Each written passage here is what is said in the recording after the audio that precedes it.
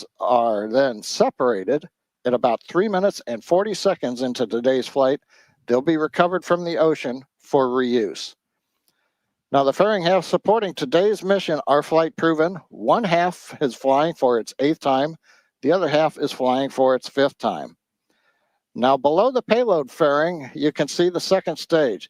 That's the part of the rocket that will take our payload to its destination orbit today.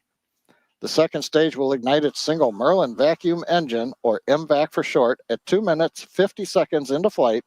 It'll relight a second time before we deploy the satellite. Below the second stage, you can see on the graphic the first stage. And it starts with the black inner stage, which is part of the first stage booster. The carbon fiber inner stage is that distinct black color. That's the thermal protection system on the outside of the inner stage.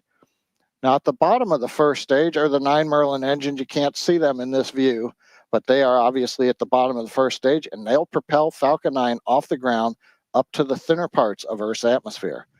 Now, the first stage is designed to be reflown with minimal refurbishment between flights, with today marking the 21st flight for this particular booster. However, due to the performance required for today's mission, this will be the final flight for this Falcon 9 first stage. During its 21 missions, this single first stage has launched a lunar lander to the moon, critical supplies and research to the International Space Station, over 400 Starlink satellites to orbit, and much more since its first launch in May 2022. Finally, alongside the vehicle, the large truss structure you see, that's part of the transporter erector, what we call the TE. We use the TE both to roll the rocket out to the pad and then to raise it to its vertical launch position. At liftoff, it will retract in order to clear the way for Falcon 9's ascent. Now, while the countdown continues coming up on T-minus 8 minutes, let's find more about the satellite we're delivering to orbit today, SpainSat NG-1.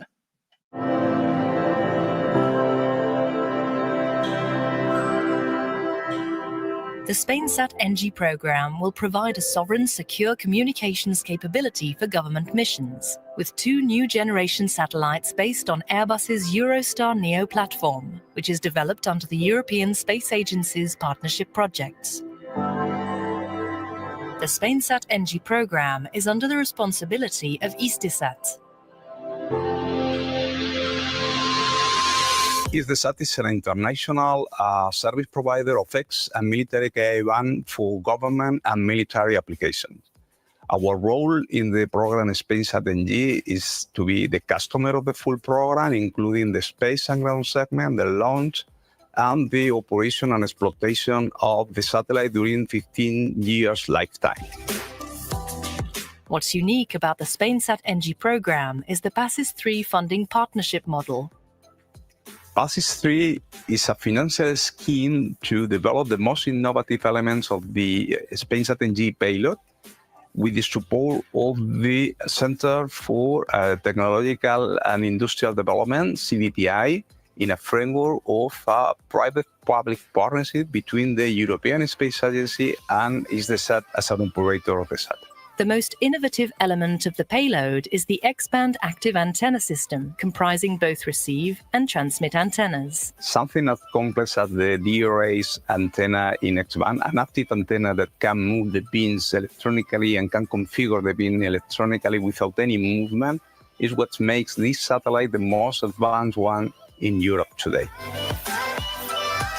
These active antennas are at the cutting edge of new technology, with beam hopping and geolocation capabilities enabling artificial intelligence, big data, and the Internet of Things on the ground. The antennas are being developed by Airbus, which is leading a consortium of 5 Spanish space companies.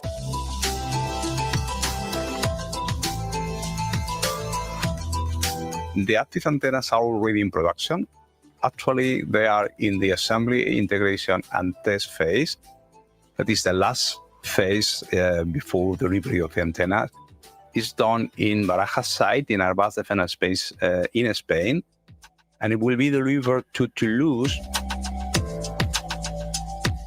For SpainSat NG-1, the mating between the communication module and the service module has taken place in Airbus facilities in Toulouse. This was the first step of the final satellite AIT phase. The SpainSat NG program has been a very good example of institutional and industrial collaboration. In the industrial part, it has been a very good collaboration between the two main industries in Europe, being Airbus and Thales Space, including all the Spanish industries in this important program. Airbus works to safeguard Europe's citizens and strategic autonomy. Through SpainSat NG, it will provide secure, resilient and flexible communications for those who keep us safe.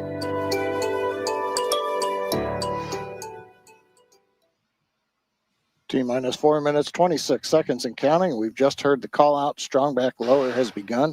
It's actually a sequence that'll start with the clamp arms beginning to open. You'll see those right now in the monitor. You can see the arms are on the top of the second stage. We open those in preparation for the strong back pulling away from the rocket.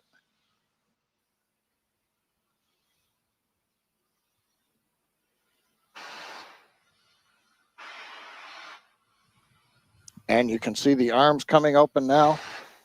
Next up will be retract of the strong back. Now the transporter erector we talked about has two components, the strong back that runs alongside the Falcon 9 and a launch mount underneath. The launch mount under the Falcon 9 has the 4 hold downs that release at T0. The strong back along the side is hinged to the launch mount, and it will rotate right now about 2 degrees away from the vehicle, and you can just start to see that motion beginning. Now at liftoff, the strong back will then move to a position 45 degrees away from the Falcon, and that clears the way for launch of the launch vehicle. Completing the recline. Now at this point in the countdown, both the first and second stages are nearly fully loaded with 1 million pounds of the kerosene fuel and liquid oxygen. First stage loading should complete here momentarily. We're waiting for the call out. And then about a minute later, second stage of liquid oxygen loading should complete.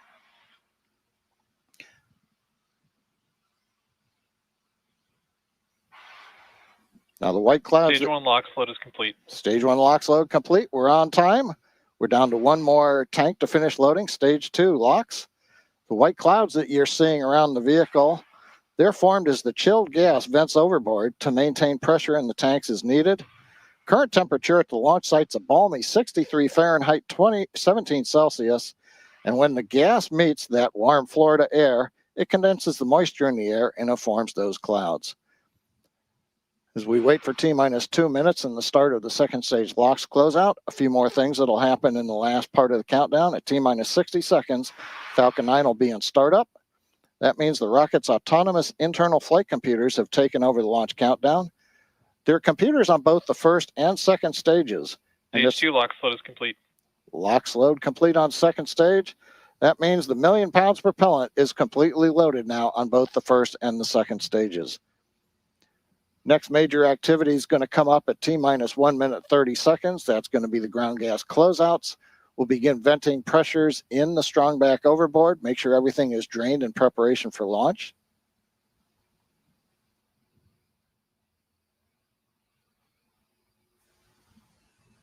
Gas launch closeouts has started. There we go. The gas closeouts have begun.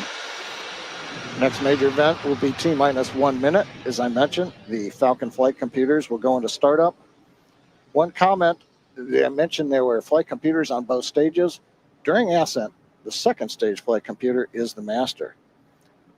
As we count down at T-minus 2 seconds, we'll begin the Merlin 1D engine ignition sequence. The flight computers will command the hold downs to release at T0. Falcon 9 is in startup. Falcon 9's gone into startup. The flight computers are now controlling the launch vehicle. Falcon 9's looking good. SpainSat is ready to go. Falcon 9 team's working no issues. The weather is excellent. The range is ready. Launch director, go for launch. And the launch directors go for launch. Let's listen in to the flight of SpainSat NG1.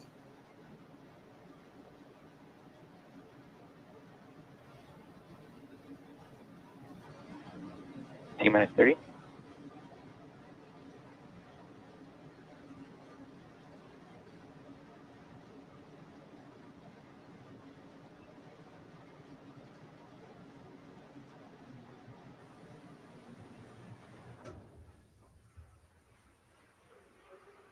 T-minus 10, 9, 8, 7, 6, 5, 4, 3, 2, 1.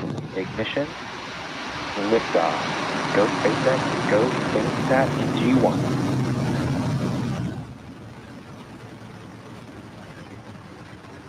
Vehicles pitching downrange. Stage 1 propulsion is nominal.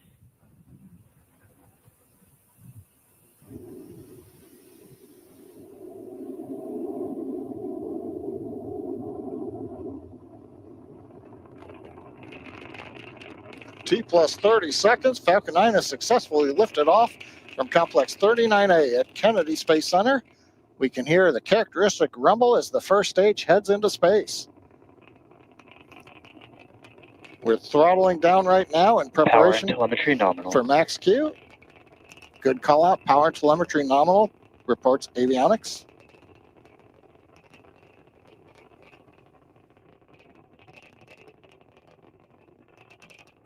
Falcon 9 is supersonic. And we have throttled back up to power.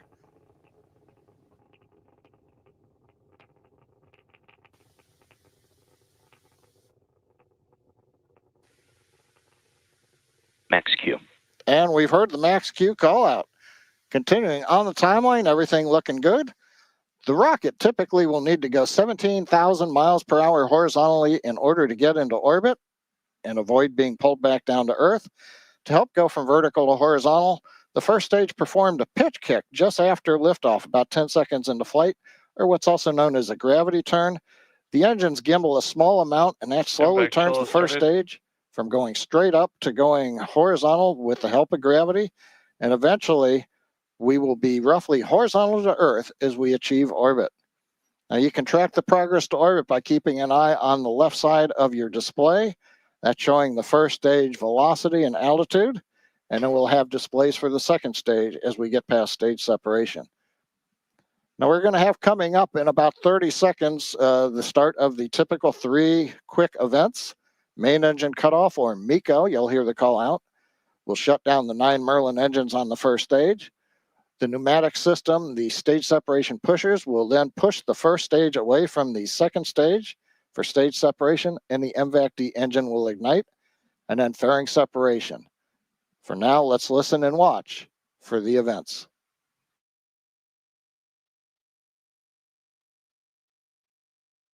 Main engine cutoff.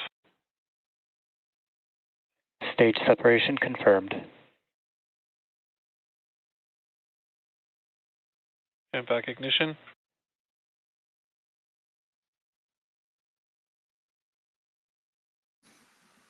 And there you heard and saw those events that happened back to back to back. We had main engine cutoff, stage sep, and second stage engine start number 1, SES1. Right-hand side, you can see the altitude and the velocity of the second stage. So far, I want to remind folks who might be waiting for it, as we talked about earlier in the webcast, the first stage will not be recovered today. You may have noticed that we removed the landing legs and the grid fins to decrease the mass of the stage. That'll provide the performance needed to put the 6 metric ton spacecraft into orbit. The legs and fins can be used on other boosters. But now we want to say to the first stage, Fairing separation confirmed. Fairing separation on time. And for first stage that is on its way back to Earth, not for recovery, farewell, and we thank you. Now the fairing halves that you just saw separate from around the SpainSat NG-1 spacecraft, we'll be attempting to retrieve those halves once they fall back to Earth using our recovery vessel Bob. Now the fairings will orient themselves as they come back down with gas thrusters for entry into the atmosphere. And as they near the ocean, each fairing half uses a gas-powered deployer to release a parachute. The fairing computer will send commands that steer the fairings to the ocean landing, where the recovery vessel Bob will attempt to recover them. Now we've got a few minutes until our next major event, SECO-1, which is where we'll shut down our MVAC-D engine on the second stage in the parking orbit. Stage 1 FTS has saved. Coming up on 5 minutes, everything continuing to look good. You can see the orange-red glow of the niobium alloy nozzle extension on the second stage engine. Very standard for the MVAC-D engine.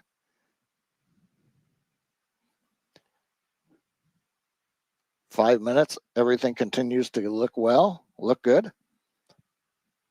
Now you'll notice the speed continuing to increase on the display for stage 2. That speed is obviously increasing. That's because the acceleration is going to increase throughout the burn.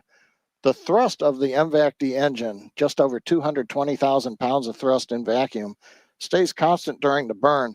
But as we burn off the propellant, the mass is decreasing. And so for those who remember force equal mass times acceleration, if the force is constant but the mass decreases, the acceleration is going to increase.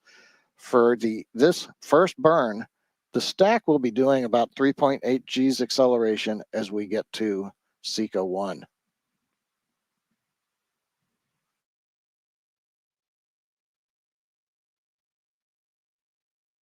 T plus 6 minutes, continuing to look good on the second stage. SpainSat NG1 attached to the top of the second stage. We'll see some views from the forward-looking camera. Vehicles on a nominal trajectory. A little later on. The GNC, the Guidance, Navigation, and Control Engineer, calling out the nominal trajectory for the stage.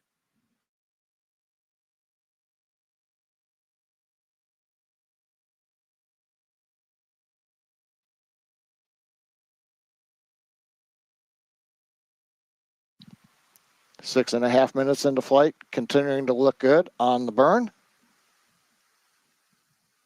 Next major event's going to come up a little bit after 7 minutes. We should hear a call out of terminal guidance on the second stage as we begin to get ready for shutdown at T plus 8 minutes and 1 second.